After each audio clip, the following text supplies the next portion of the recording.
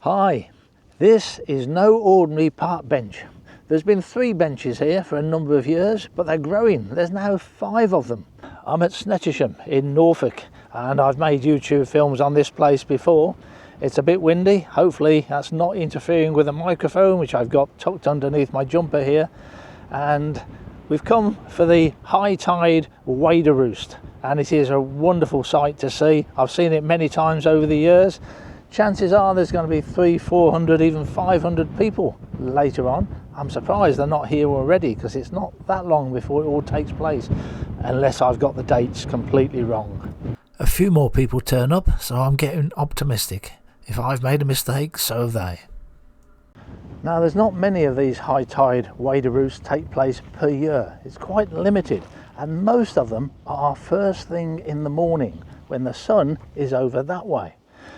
But this is one of the evening roosts, and I think this year, 2024, there's only 2 occurrences, 2 days when you get the high tide in the evening. So then, with the sun over there, we're going to get backlighting. And I have been here just once before when I've had that situation, and it was gorgeous. Lovely glow on the water as the sun was setting and the birds just swirling about in front of it. That's what I've come for. You've got that 2 days a year, but of course there's got to be sun in the sky as well. You've got to have the light. If it's a dull, miserable day, it just isn't worth coming for. Before the main event took place, there were some black-tailed godwits flying behind us, going over the pits behind the beach. So I'm filming these with the OM1 Mark II 60 frames per second 4K, so I can slow it down a bit. But I want to see what that Topaz video AI can make of this. So this is the same clip. I've slowed it down in post-production using the Topaz software, and it's amazing. Now, I've done this in a previous film with a single heron in the picture, but even with a complete flock of birds, it's able to slow it down and it doesn't stutter. And it has the great advantage that I can shoot it at normal speed and therefore have autofocus. If I shoot slow motion on the OM camera, then I lose autofocus.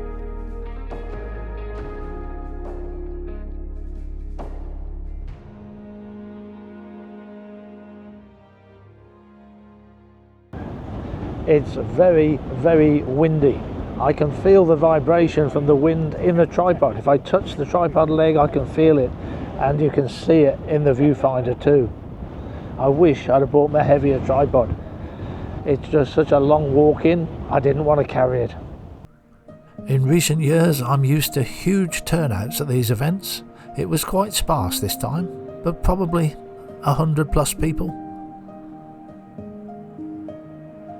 And although the sun is shining, I'm getting less optimistic about the light. There's nothing special.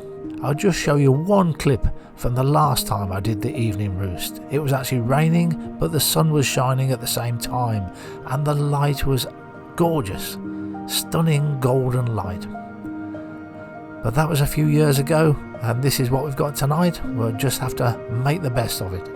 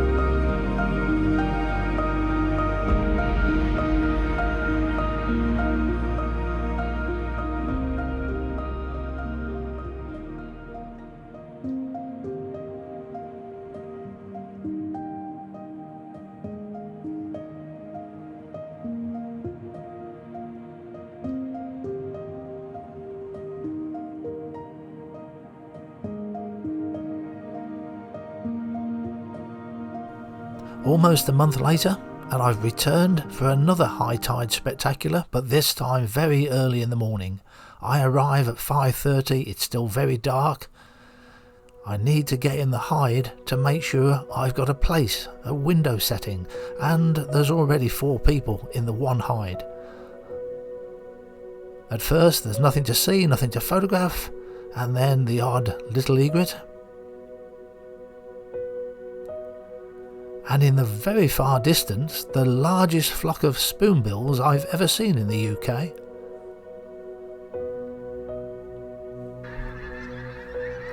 Pink-footed geese coming in off the estuary, way before sunrise.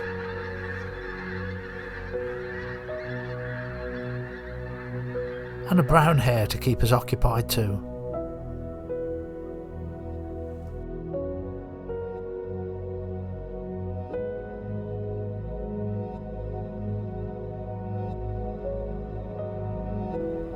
Some birds are drifting in small numbers, and then suddenly the big flocks start to arrive. These are black-tailed godwits.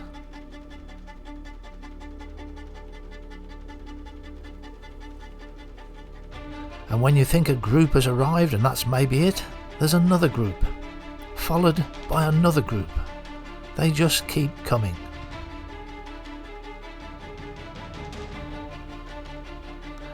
The light is not fantastic, it's rather dull. I decide I'm just going to take video. I'm not going to bother about stills photography. Video looks better in dull light. And it's all about the movement anyway.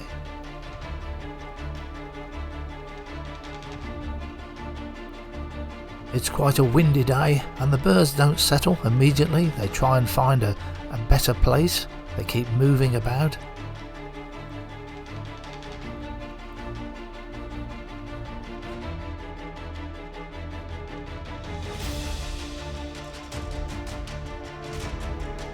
And it's noticeable that the species tend to gather together. So the black-tailed godwits in one place, the oyster catchers in another. There's a certain amount of mixing, but you can see they like to be in their own company.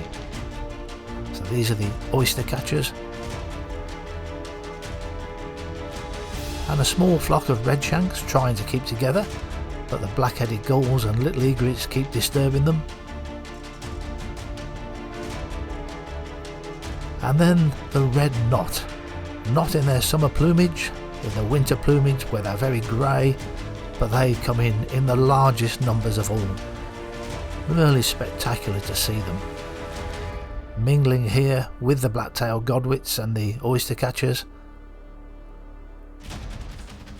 The second day I go into the other hide the photographers use. This one is a massive hide, huge windows. And unusually for a public hide, low apertures where photographers can lie on the floor and be level with their subjects, which of course photographers like. And then to the left you've got all those steps where the public can sit and watch in very large numbers, both birds and people. The sun was also shining on the second day. Now notice the water's edge here. This is very close to the hide, so even small waders like dunlin you can photograph here. Your lens goes out between these sort of brush hairs that hang down. So here we have a dunlin, no cropping, close enough to be able to photograph it, and from that low angle too.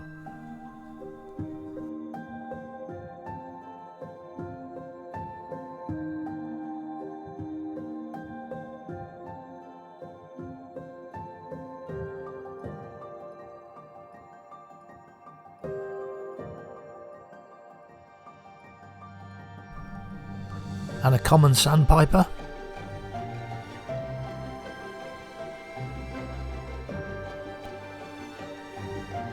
Everything is taken with the OM 150 to 400mm lens. Occasionally I put the Lumix G9 Mark II on, but mostly it's with the OM1 Mark II.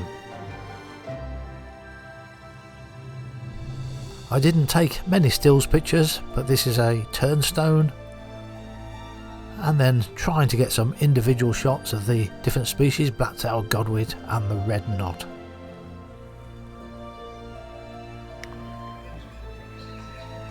Much easier to photograph black-tailed godwits because it's a much larger bird, you don't need them to be so close. And this picture is taken at f/22, so I can get the birds sharp from the front of the flock to the back of the flock. But notice you should use the hyperfocal distance. You should focus about 1/3 of the way into the frame, because there's always more depth of field behind the focusing point than there is in front of the focusing point.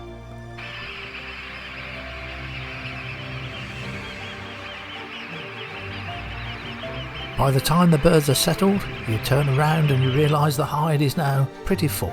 A lot of people. Now amongst those people, I could also hear a dog. It was yawning occasionally. And then suddenly, and unfortunately, that dog barked. Now I'm sure the owner of the dog was very embarrassed because he put all of the birds up. He did apologise and he left the hide quite promptly.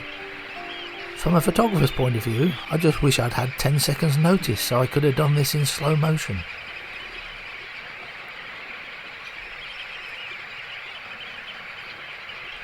So here it is slowed down to about 5 times slow, but I've missed the main flock. The birds did start to settle again, but they didn't come quite as close to the hide, and I suspect a large part of the flock went to the other end of the pit.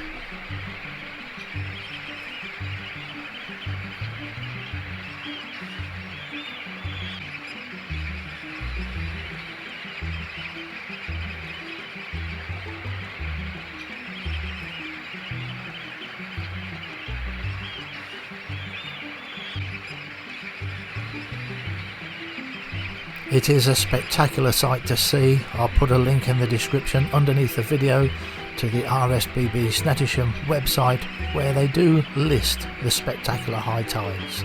Thanks for watching.